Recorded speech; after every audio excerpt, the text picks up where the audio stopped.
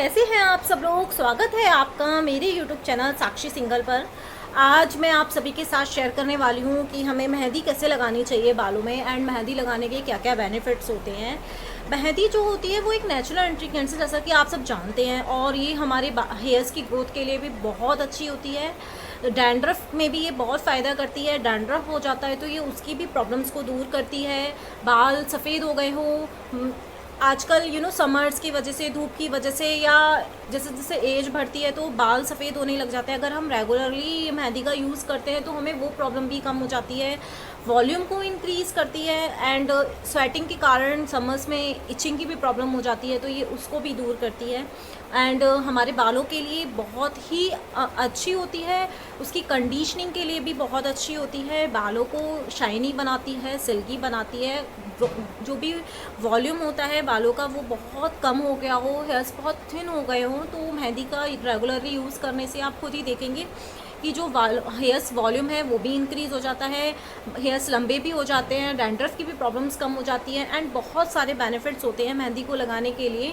तो मैं आपको बताती हूँ कि हमें मेहंदी के साथ साथ इसमें क्या क्या मिलाना चाहिए जो कि हमारे बालों को और भी ज़्यादा शाइनी करे, और भी ज़्यादा उसकी ग्रोथ के लिए अच्छा हो, और भी ज़्यादा। उससे पहले हमें मेहंदी लगाने से पहले हमें अपने हेयर्स को बहुत अच्छे से वॉश कर लेना चाहिए। आप कोई भी शैम्पू यूज़ कर सकते हैं जो कि आप यूज़ कर रहे हों, और अपने बालों को अच्छे से वॉश कर लें। इस समय मैंने अपने बाल अच्छे से वॉश किए हुए हैं और ये सूखे हुए हैं, और अब मैं इन पे मेहंदी अप्लाई करूँगी। तो मैं बताती हूँ आपको मेहंदी बनाने के लिए मेहंदी में क्या क्या चीज़ें डालनी चाहिए, और फिर उसके बाद हमें उस मेहंदी को लगाना चाहिए।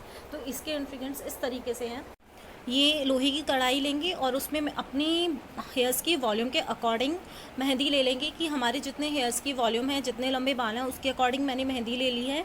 लोहे की कढ़ाई बहुत ही अच्छी होती है, और ये कहते हैं लोहे की कढ़ाई में मेहंदी को घोलने से कलर बहुत अच्छा आता है बालों का। तो इसीलिए आप लोहे की कढ़ाई में ही प्रेफर कर रही है कि मेहंदी जब भी घोलें वो लोहे की कढ़ाई हो या कोई भी लोहे का बर्तन हो उसमें ही घोलें। अगर नहीं है तो आप स्किप कर सकती हैं, किसी में भी घोल सकते हैं, बट लोहे की कढ़ाई या लोहे का कोई भी बर्तन बहुत ही अच्छा होता है। फिर उसके बाद ये मैंने लिया है रीठा, शिकाकाई एंड आंवला। ये आंवले का पाउडर है, ये शिकाकाई है एंड ये रीठा का पाउडर है। ये तीनों भी हमारे हेयर्स के लिए बहुत अच्छे होते हैं। रीठा, शिकाकाई, आंवला हेयर्स की ग्रोथ के लिए बहुत अच्छे होते हैं, वॉल्यूम को अच्छे करते हैं एंड जो भी हेयर फॉल की समस्या होती है वो सब कुछ कम करते हैं एंड उसकी ग्रोथ के लिए भी अच्छा होता है। तो इसलिए मैंने ये लिया हुआ है। ये मैंने लिया है आंवला, ब्राह्मी आंवला हेयर ऑयल। थोड़ा सा मैं इसको भी मिक्स करूँगी, ये भी बहुत ही ज़रूरी है बालों के लिए। इससे हमारे जो शाइनी हो जाते हैं एंड सिल्की हो जाते हैं। ये मैंने थोड़ा सा नींबू का रस लिया है, जो ये भी बालों के लिए बहुत अच्छा होता है। ये मैंने थोड़ा सा कर्ड लिया है, ये भी हम मिक्स करेंगे इसमें। एंड ये मैंने लिया है सबसे मोस्ट इम्पॉर्टेंट, चाय की पत्ती का पानी। आप कॉफ़ी का भी पाउडर मिला सकते हैं या उसमें घोल सकते हैं, या चाय की पत्ती का पानी ले सकते हैं। तो चलिए आइए इसका घोल तैयार करते हैं। ये मेहंदी ले ली, इसमें मैंने ये लेमन जूस डाल दिया, दही डाल दिया, एंड ये मैंने आंवला, रीठा और शिकाकाई तीनों का पाउडर मिक्स कर दिया। आप इसको रेगुलरली यूज़ करेंगे मेहंदी के साथ में मिलाकर तो बहुत ही अच्छा रहेगा और बहुत ही फ़ायदेमंद होता है। ये मैंने थोड़ा सा ऑयल डाल दिया, एक्चुअली हमने दही डाला हुआ है तो ऑयल हम कम ही डालेंगे। एंड ये मैंने इसमें चाय की पत्ती के पानी के साथ में हम इसको धीरे धीरे करके घोलेंगे।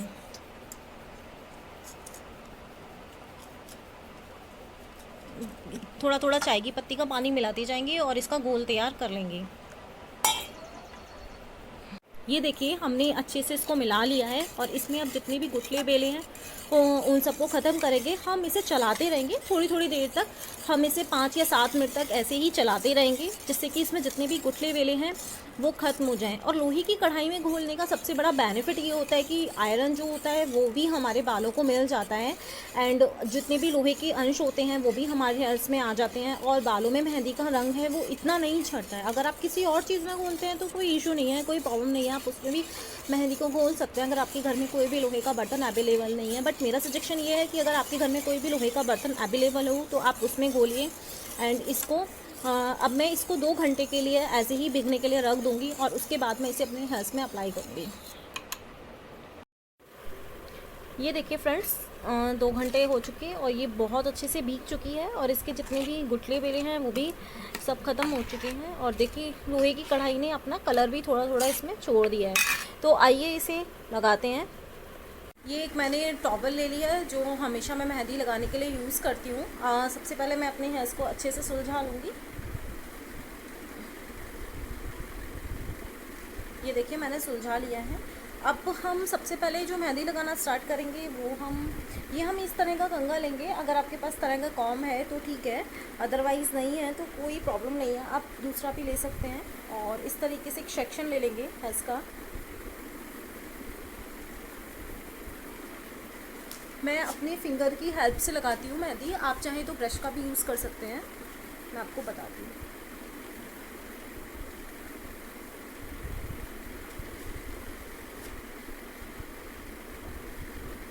एक्चुअली इससे क्या होता है कि मेहंदी बहुत अच्छे से सारे बालों में लग जाती है। और इसको हम केवल बालों पे लगाएंगे, स्काल्प पे नहीं लगाएंगे, जड़ों में नहीं लगाएंगे, केवल इस तरीके से हम लगा के इसको और इस तरीके से इसका जूड़ा बनाते चले जाएंगे।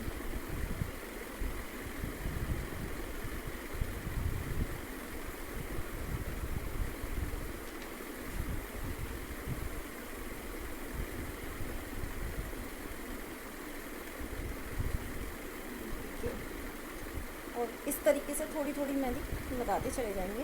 दैन फिर हम एक यहाँ से फिर हम लेंगे थोड़ी सी सेक्शन लेंगे बालों का और फिर उस पे इस तरीके से लगाएंगे मेहंदी।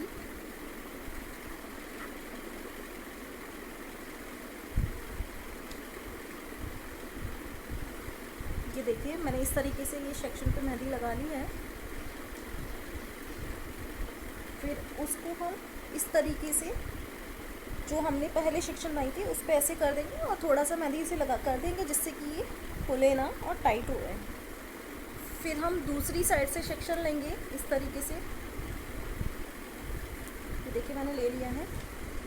फिर इस पे हम मेहंदी लगाएंगे इस तरीके से।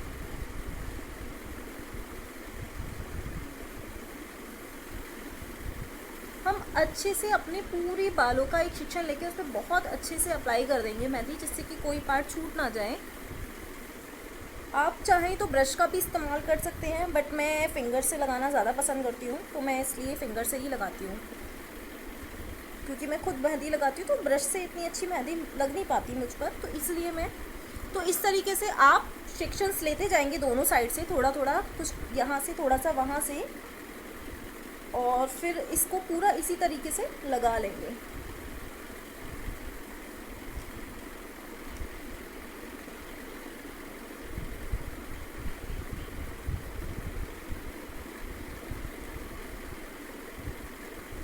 ये मेरा थोड़ा सा चिक्स पे आ गया है तो मैं इसको साफ कर देती हूँ, कभी कभी हो जाता है। ये देखिए, और हम इसको अपोजिट साइड से इसको इस तरीके से बांधेंगे जिससे कि हमारा जूड़ा खुल ना जाए। और इसी तरीके से हम दूसरी साइड से फिर एक सेक्शन बनाएंगे।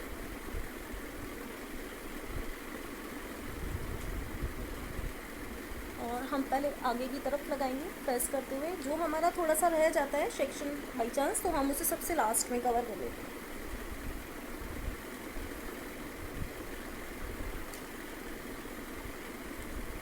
ये देखिए मैंने पूरे बालों पे बहुत अच्छे से लगा लिया है।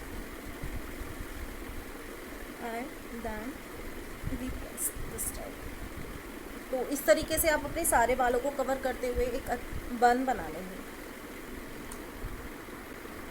देखिए मैंने अपने बालों को इस हेयर कवर की मदद से पूरे कवर कर लिए हैं। आपके पास अगर ये हेयर कवर अवेलेबल ना हो तो आप किसी भी पॉलीथीन, जो कि जिससे भी हम मार्केट से सामान लेकर आते हैं, सब्ज़ी लेकर आते हैं, तो उसकी हेल्प से भी अपने पूरे हेयर्स को कवर कर सकते हैं, जिससे कि क्या है कि आप कोई भी काम कर सकें, आपके हेयर्स खुले ना, ओपन ना हो, फैले नहीं, तो जिससे आपके कपड़े गंदे हो जाते हैं। तो इसलिए बेटर है कि आप जूड़ा बनाने के बाद उसको अच्छे से कवर कर लें हेयर्स को।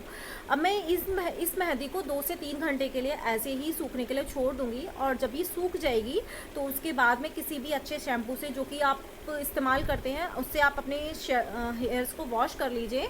एंड आपको कंडीशनर लगाने की ज़रूरत नहीं है। अगर आपको लगता है कि कंडीशनर लगाना है तो आप यूज़ कीजिए, अदरवाइज़ हमने इसमें जो कर्ड डाला है एंड जो भी हम इसमें ऑयल डाला है वो अपने आप में ही कंडीशनर का काम करते हैं, क्योंकि कर्ड का तो काम ही होता है कि हमारे बालों को सिल्की एंड शाइनी बनाना, और हम कंडीशनर भी इसलिए यूज़ करते हैं कि हमारे जो बाल हैं वो सिल्की रहें और शाइन दिखे। तो आप चाहें तो यूज़ कर सकते हैं, अदरवाइज़ स्किप भी कर सकते हैं। और अगर आपको लगता है एक बार वॉश करने के बाद कि नहीं नेसेसरी है, हमें अगेन वॉश करना है, तो आप नेक्स्ट डे भी अपने हेयर्स को वॉश कर लीजिए।